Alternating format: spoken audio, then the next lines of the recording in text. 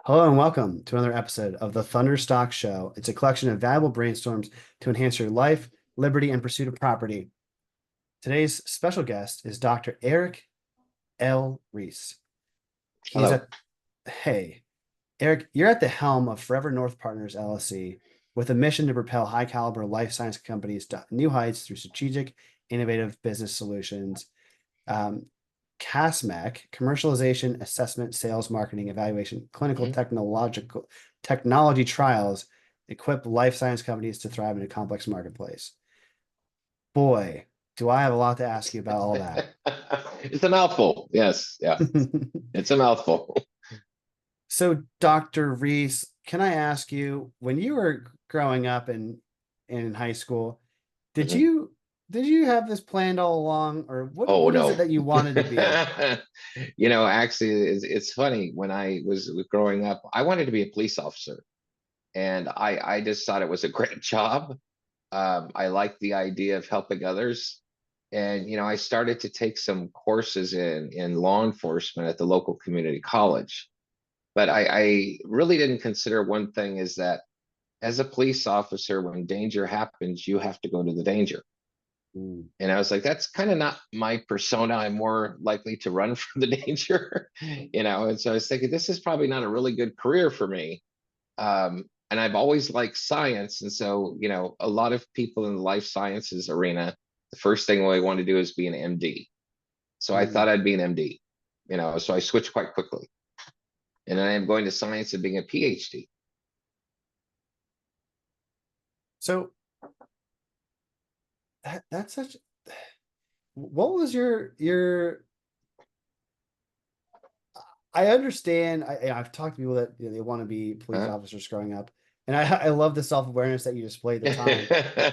Uh-huh. But that's kind of a leap when you're in college. So was it like a backup to be in that, or did something happen that facilitated that decision? Well, you know what it was is I've always liked science and it's always been an easy topic for me. Science just made a lot of sense. I know that sounds funny. Science always made a lot of sense.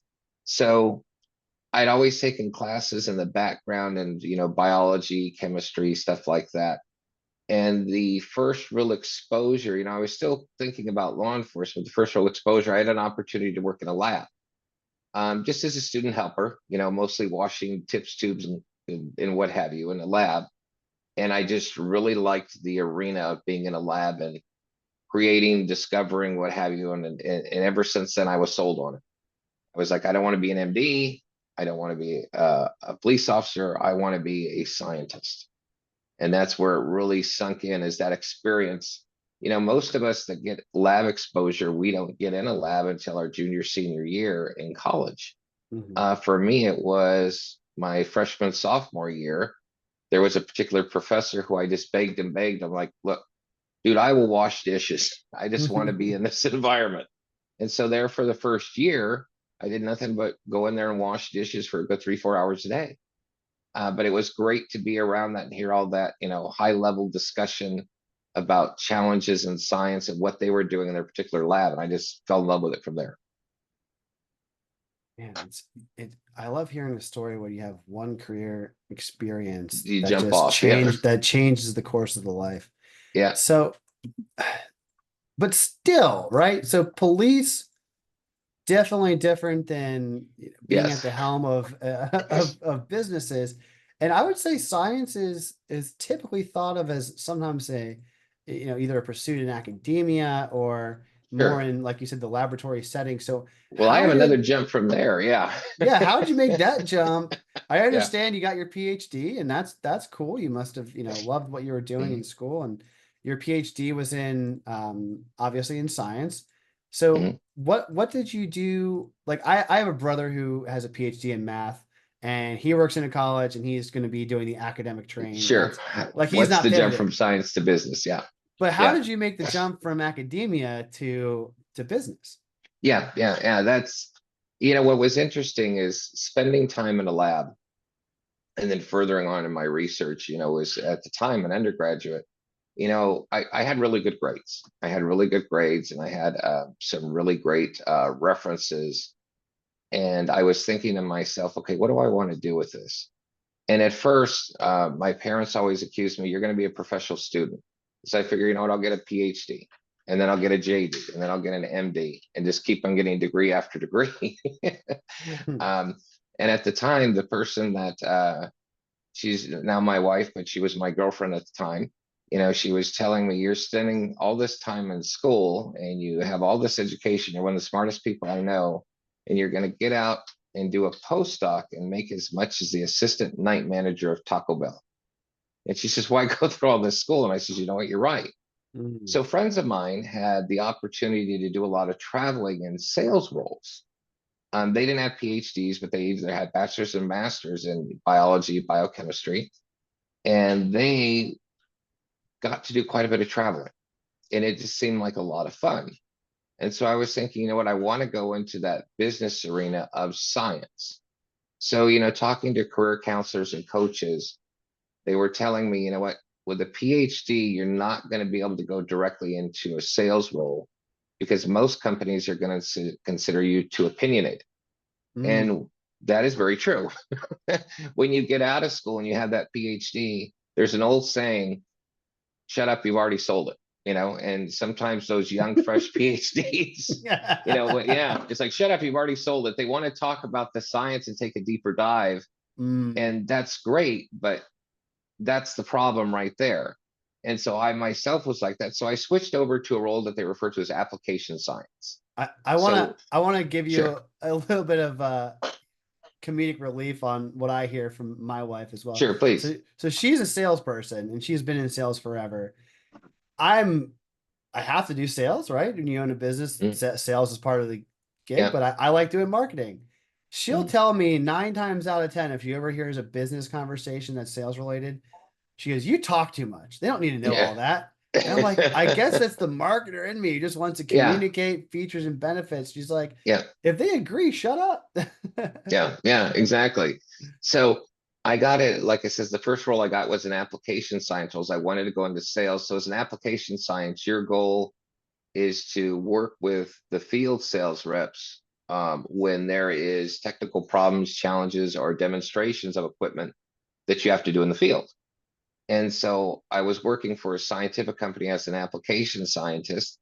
It was a lot of fun, and I got an opportunity to work with some really great sales reps up front.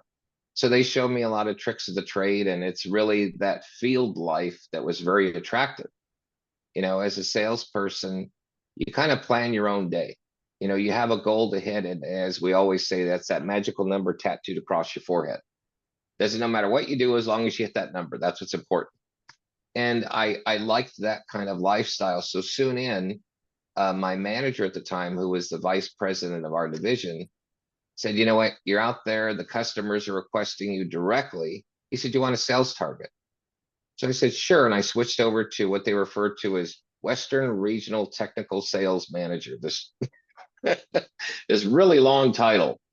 And since then, it was really history that I got into the sales aspect of it.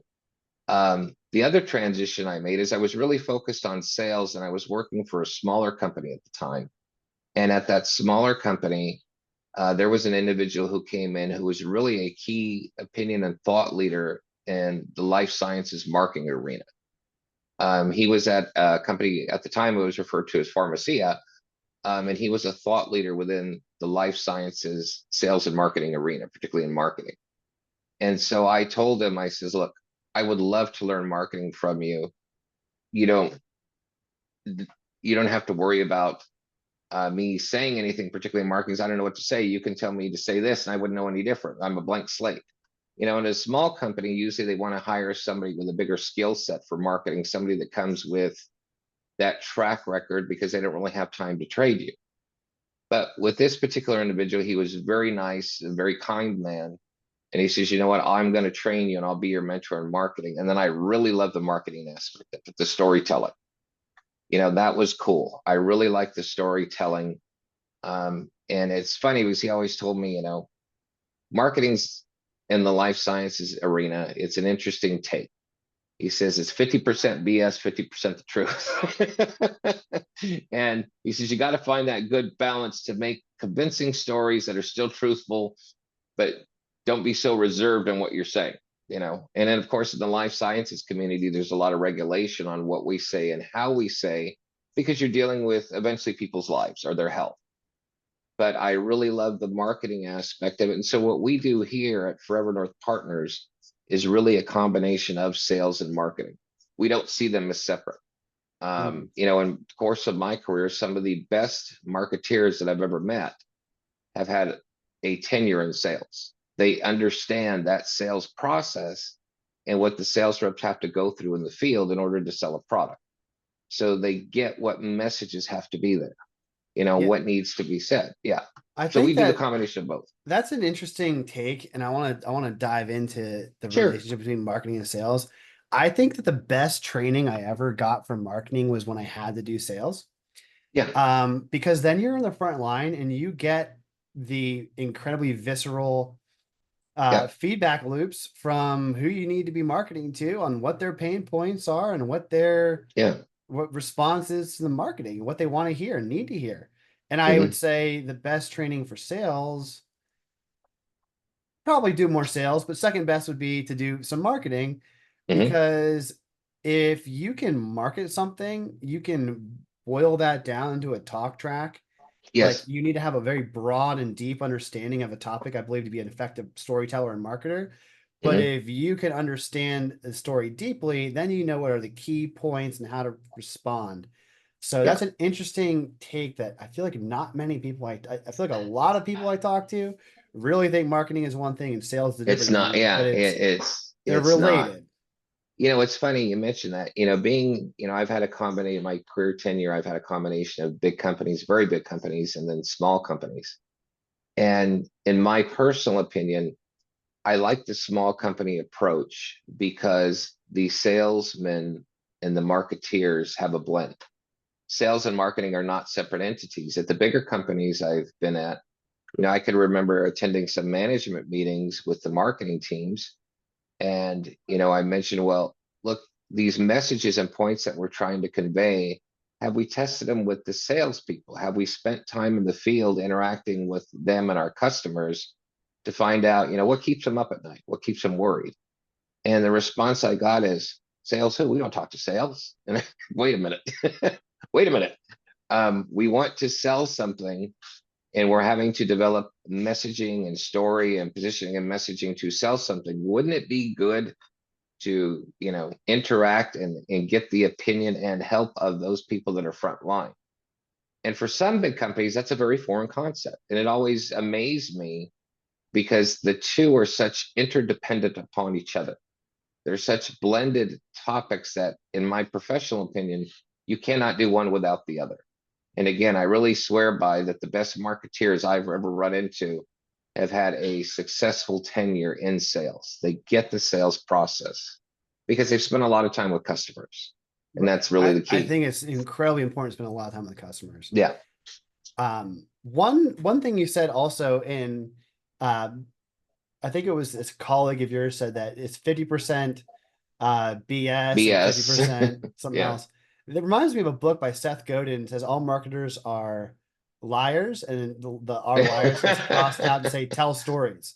Tell And stories. Yeah. and the idea behind that is it's the difference between, and I would assume you and I have a similar viewpoint on this, but it's the difference between people and how their perception works, because Yeah. the idea is they believe what they want to believe, and that is a human trait, Hmm. which marketers can tell stories to the desired belief state, where Correct. Yeah. science is a little bit different than your, it's not motivated by desire of, or it's not Correct. motivated by I wish this to be. It's like, this is what is, as best as our faculties can determine, is objectively true. Yes. It's an interesting, I wholeheartedly agree with you. It's interesting because, in science, particularly why I don't want to, life science in particular for me, it's the pursuit of the truth.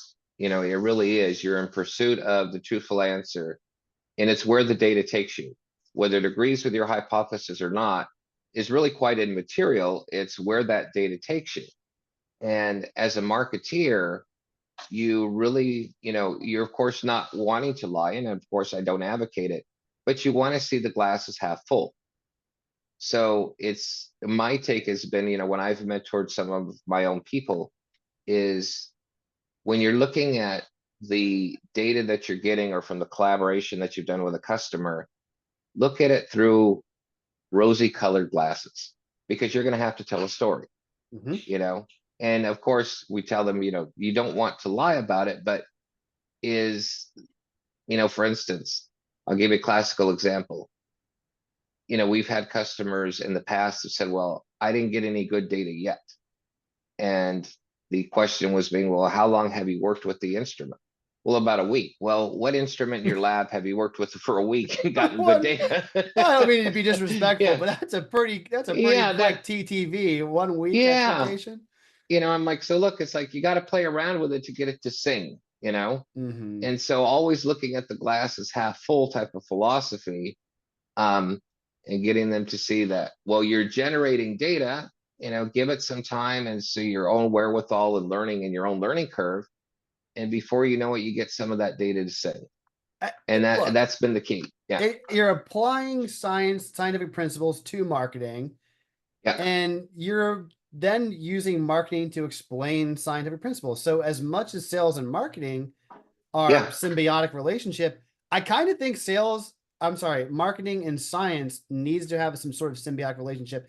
And I'm not saying, biology in particular, not singling out any of the Sure. fields of science. What I'm saying is, in my own personal experience, if I didn't have a decent understanding of probability and statistics, it would have been a rough first couple months when I was sending reports and explaining them Yeah. to clients in my Yep. first ever client facing role.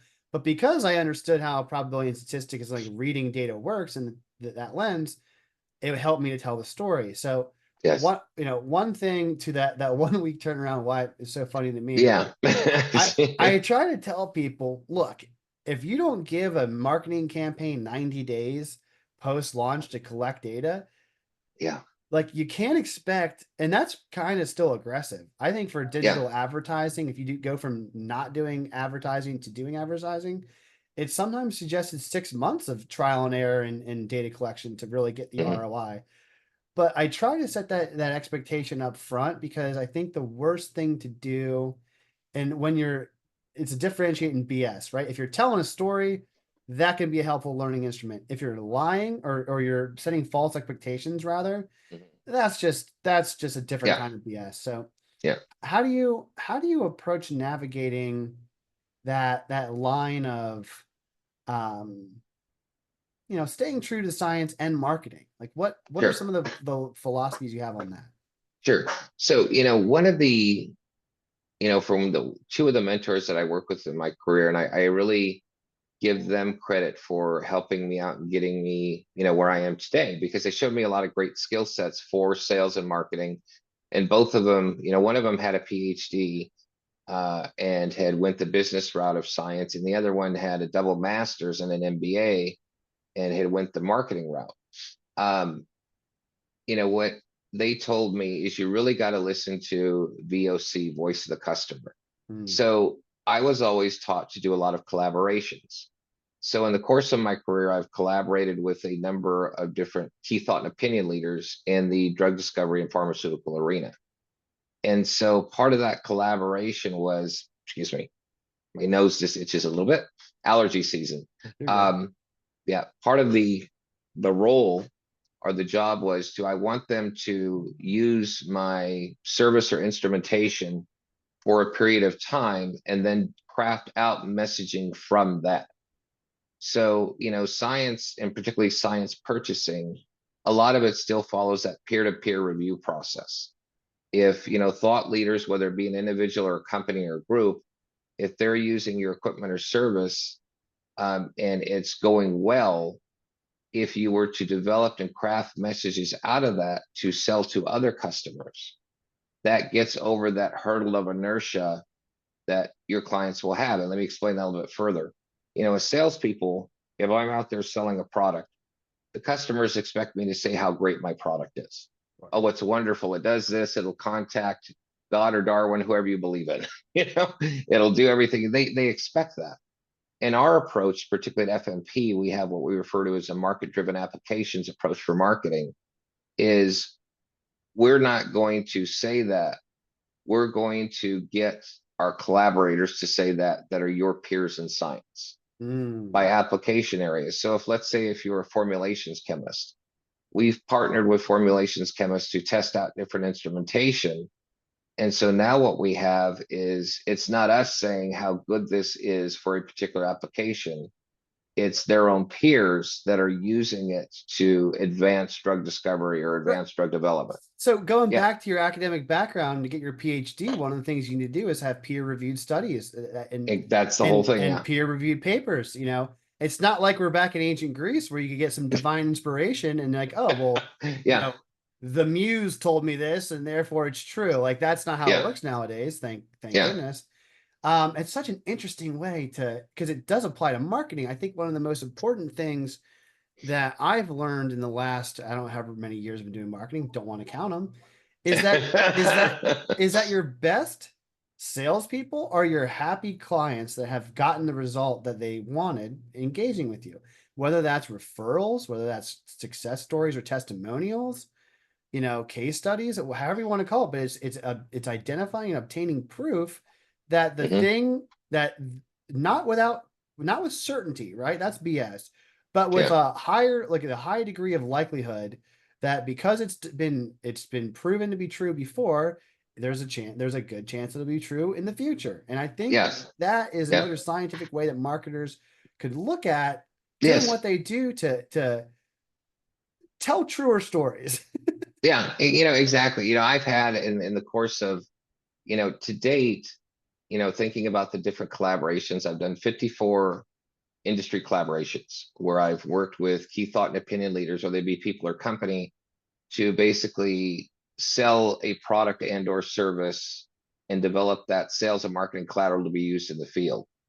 And there's been a couple times where I've been called to the mat. It's interesting, where I'll make a particular claim about how this particular instrument can cut down the time to, let's say, time from late stage bioprocessing into manufacturing. And I'll get called to the mat saying, well, how do you know it works with my product? And I'm like, well, I don't. I don't know if it works with your absolute product, but from this collaboration that we did, it worked with theirs, or it's working with this other colleague. So they're really at, well, and I'm like, no, I didn't say it would work with yours. I basically said, I believe it will have a high likelihood based upon what we've done thus far in the research of what it shows. So we really apply a scientific methodology and mindset to our sales and marketing process here at F&P. It's not only because we like it, because it also makes sense.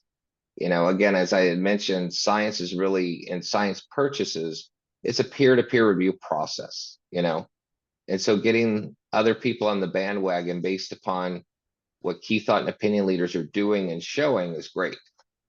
I, Yeah. I think philosophy is the father of science. As Yeah. someone that has a philosophy degree who turned into a marketer, you're making me feel not as weird that I did that because of your Yeah. career Yeah. path too. But Yeah. the one study etymology, which is to boil it down in layman's terms, is the study of defining things, like the root meaning, origin of words, and things like that. Mhm. Obviously, in science, Latin's prevalent because it's origin language. But for practical business, I have definitions of sales and marketing, and I want to hear what you think about it. So, Sure. marketing means to make aware or to make known, in my opinion, and Mhm. sales, I think, is to help someone decide.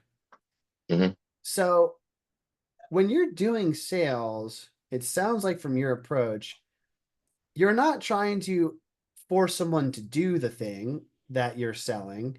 You're trying to help someone make the most informed decision possible based Mhm. on the data that you have available. Is that accurate? That's accurate. Yeah, that's accurate. You know, when I think of, and I like your definitions, when I think, we were to boil it down to true reductionism, when I think of marketing, your whole goal at a 50,000 foot level is to create interest and awareness of whatever product or service you have. Mhm. It's to create that interest in that particular product or service, or to create awareness that it's actually out there. And for the sales process, for us at FMP, it's really about, we have those tools that we've developed in marketing. Now we're going to share them with you and basically explain to you how this could fit into your particular world or solve your problem. We're very big on solution selling. It's an old additive, but within the first 5 minutes of talking to customers, our point is really, what keeps you up at night? And I know Sure. that's an old additive. What problems are keeping you up? There was this thing that I used to tell some of my clients, and they laughed, but they got the picture. I would go in there and do a presentation and tell them that no scientist wants to buy your product. And they're like, what do you mean? By nature, We're they're here to sell. skeptics. Yeah, I know. It's just, no science wakes up in the morning and saying, I got to buy this product from this particular, I got to do it. I says, they don't really care if they develop or discover a drug with a toaster. It makes no difference to them. Hmm. Whatever product they do it with is of little consequence. It's the fact that they did the discovery, or that they furthered along their drug or product of interest further along the development pipeline and got it out the door. So what they do with that is of little consequence. So getting them to realize, we have to not talk about what we do at your company. We have to explain what problems we solve for your clients. That's the whole key. So when you're going to see your clients, you want to talk about what problems you solve for them, not how great your company is. And I've seen that a lot with a lot of bigger companies, where they tend to focus on themselves and how great they are at doing this and this, and what great products we have. And it's always kind of creepy to me when I think about it, because your customers don't buy that way. Your customers really want to know what you can solve for them, what problems you actually free them up from. And you could change that, what problems you solve for them, into ROIs, application notes, testimonials. There's a lot of great stuff and collateral that can be derived from that. If you just focus on what problems did I solve, particularly, let's say if you're looking at specific application areas, what problems did I solve? Because there's others out there that are going to buy on that as well. So we really take this very problem solution focus, and then use customer input and key thought and opinion leader input to get that story out there. You know, Mm. it's interesting. One of the truisms that I found is that when all things are equal, right? Let's just say the problem that your prospect faces, they're being presented by another competitor of Eric or of Ross, Mm. and things feel equal in terms of the likelihood that their solution will work. Let's say the cost benefit is equal. Let's just say they both had made great points and all things on paper are equal. But I found that an X factor is how much they trust the person they're dealing with on the other side, because it does reduce down to Yeah, human interaction, and there are some implicit yeah, characteristics of humans. And I think at the end of the day, one of my goals is to look back and say I helped not only a lot of business owners to achieve financial freedom through business development and cost-effective marketing strategies and yeah. great business results, but I'd like that maybe they would attend my funeral and we would have like a Sure. relationship that I get it. would stem. And it's funny because when I talk to prospects and if they do any homework on me, that they'll often say, hey, I really love the story of yours, Ross, of your career transition when you became Hmm. a father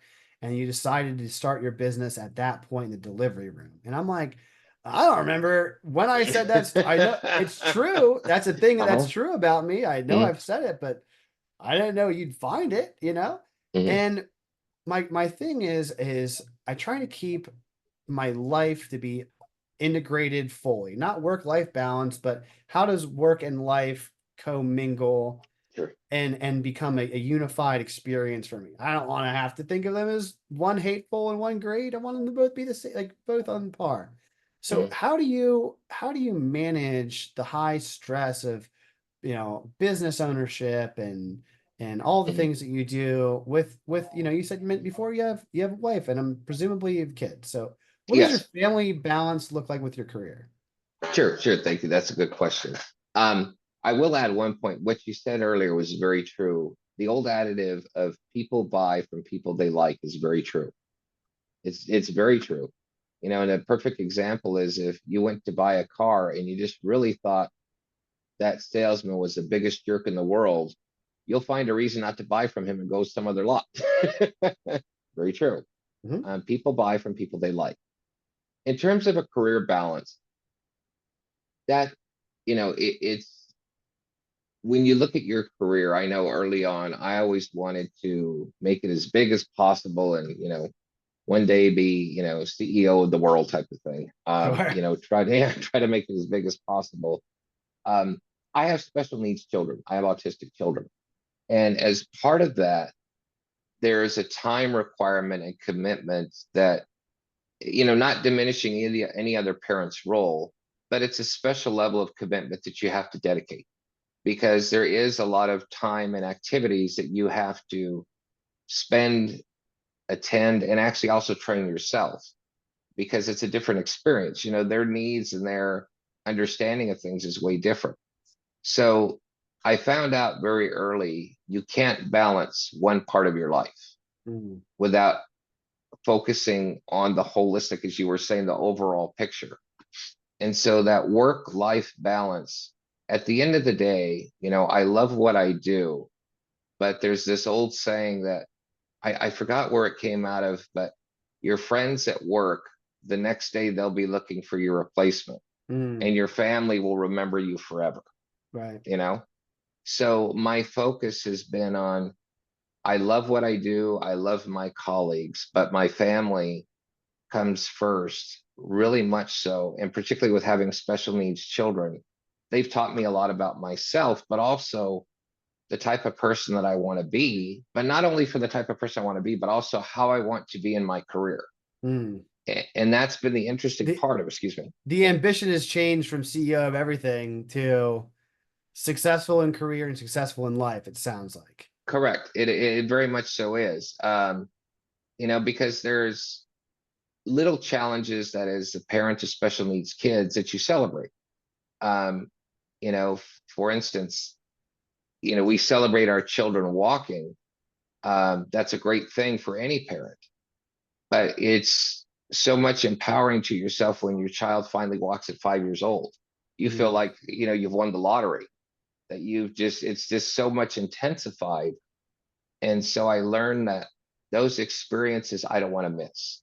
And early right, on in my career, because sales in the life sciences arena can be very, very travel intensive, right. very travel intensive. And I found myself missing a lot. And my wife was telling me, you know what, Eric, you're missing out so much. And I don't mean to say that you're not helping because I know you're helping because you're out there trying to provide for us, but there's so much of this you're never going to get back. And Mm, that's very true. That's very true. And so when I mentor people now, I tell them that those things that life that are part of your family, you need to be there for. You really do. And, most managers will be understanding of that.